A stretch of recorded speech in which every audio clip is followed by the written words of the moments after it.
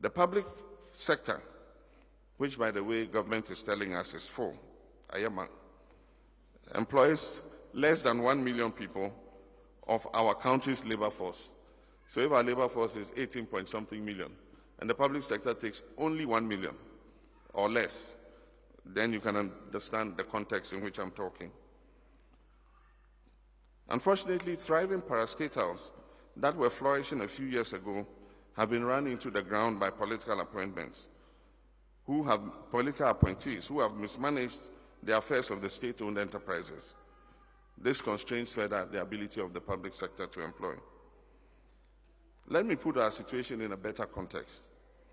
Compensation costs in our budget for 2022 was estimated at 55.3% of tax revenue. It means of all the taxes we collect, we spend 55.3% to pay wages and salaries in the public sector alone.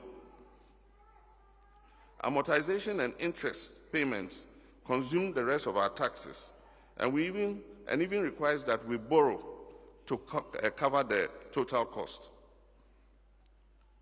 This situation has compelled government this year in the 2023 budget to announce a freeze, or should I say a ban, on public sector employment.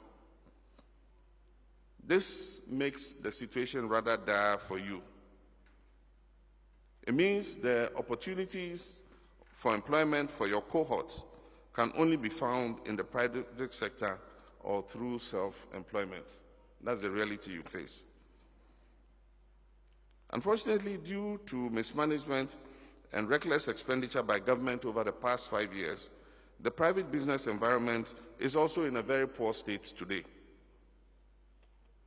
An ambassador of a European country who called on me recently noted that 7 companies from her country that had existed in Ghana have closed their businesses and left Ghana completely.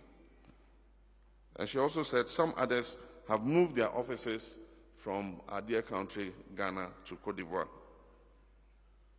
Only recently, you must have heard that Game, a retail outlet from South Africa, has announced that it's closing all its retail outlets in Ghana.